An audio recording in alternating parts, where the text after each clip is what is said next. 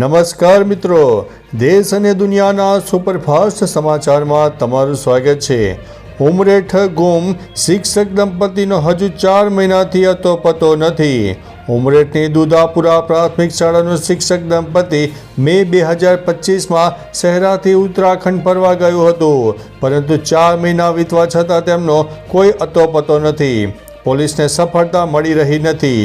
દંપતીના મોબાઈલમાંથી WhatsApp delete થયાના screenshot શિક્ષકોના ગ્રુપમાં ફરે છે, જેનાથી અસમંજસ વધી છે।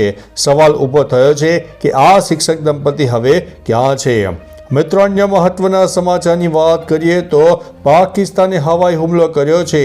પાકિસ્તાને અફઘાનિસ્તાનની રાજધાની કાબુલમાં હવાઈ હુમલો કર્યો છે।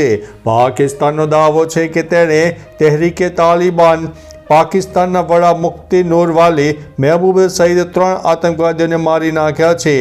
મસૂદ 2018થી ટીટીપીના વડા હતા।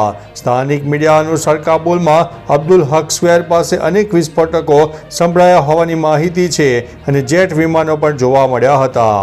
મિત્રો, અન્ય મહત્વના સમાચારની વાત કરીએ તો ખેડૂતો વીજળીના ધાંધિયાથી પરેશાન થઈ ચૂક્યા છે। તળાજા તાલુકાના દિહોર, સમઢિયાળા સહિતના ગામોમાં ડુંગળીનું વાવેતર ચાલે છે।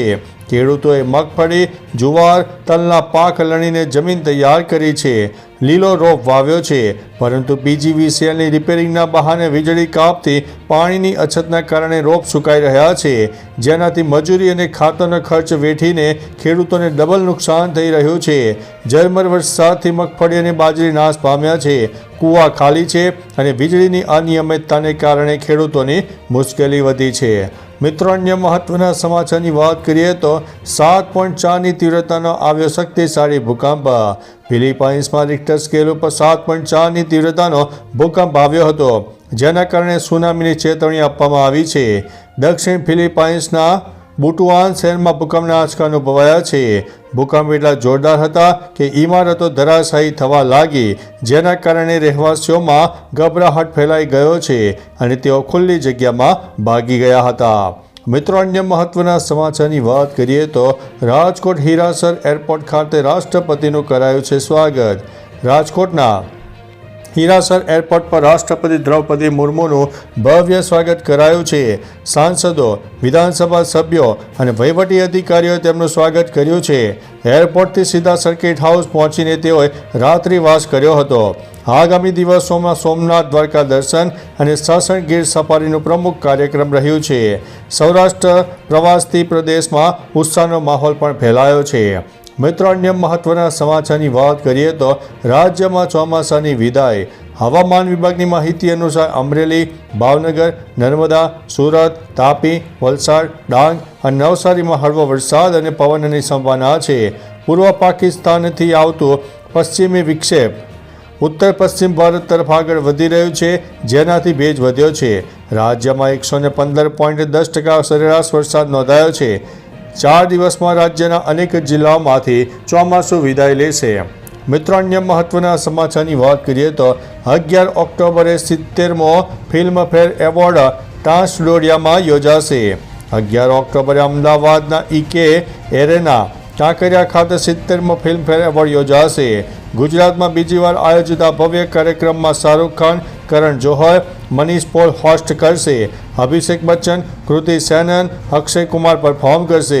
વીઆઈપી મુવમેન્ટ અને ટ્રાફિકના કારણે Kankaria lake, kid city zoo, નોટરકલ્સ ઝૂ અને બટરફ્લાય પાર્ક સહિત એક્ટિવિટી બંધ રહેશે। ટિકિટ્સ ડિસ્ટ્રિક્ટ એપ ઉપર ઉપલબ્ધ છે। મિત્રો, અન્ય મહત્વના સમાચારની વાત કરીએ તો બુરખા અને નકાબ ઉપર પ્રતિબંધ। ઇટાલીના વડાપ્રધાન જ્યોર્જિયો મેલોની દેશભરમાં બુરખા અને નકાબ પર પ્રતિબંધ મૂકવાની તૈયારી કરી રહ્યા છે। મેલોનીની પાર્ટીએ સંસદમાં એક બિલ રજૂ કર્યું છે, જેમાં મુસ્લિમ મહિલાઓને તમામ જાહેર સ્થળોએ બુરખા અને નકાબ પહેરવા પર પ્રતિબંધ મૂકવામાં આવ્યો છે। પ્રસ્તાવિત બિલમાં ઉલ્લંઘન કરનારાઓ પર €5 લાખ સુધીના ભારે દંડની જોગવાઈ પણ સામેલ છે। મિત્રો, અન્ય મહત્વના સમાચારની વાત કરીએ તો પ્રતિબંધિત ચલણી નોટો સાથે 5 યુવક ઝડપાયા છે. અમદાવાદના અમરાવાડીમાં પ્રતિબંધિત 500ની 400 નોટો જેનું મૂલ્ય 2 લાખ રૂપિયા છે તેની સાથે 5 યુવકો ઝડપાયા છે. નાગરવેલ 4 રસ્તા પાસે ચેકિંગ દરમિયાન પોલીસે તેમને પકડ્યા, જેમની પાસેથી અલગ અલગ દરની 16.99 લાખની નોટો મળી આવી છે. પ્રતિબંધિત નોટોનો ઉપયોગ કયા હેતુ માટે થતો હતો તેની તપાસમાં પોલીસે ગુનો નોંધીને વધુ તપાસ હાથ ધરી છે.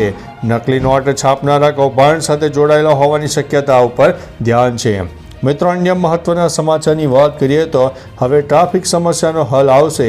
જામનગરમાં ટ્રાફિક સમસ્યા હળવી કરવા સૌરાષ્ટ્રનો સૌથી લાંબો 3.5 કિલોમીટરનો ફ્લાયઓવર તૈયાર થયો છે. 139 પિલર્સવાળા આ બ્રિજનું નિર્માણ 227 કરોડમાં લેટેસ્ટ ટેકનોલોજીથી કરાયું છે, જે વાહન વ્યવહારને સરળ અને ઝડપી બનાવશે.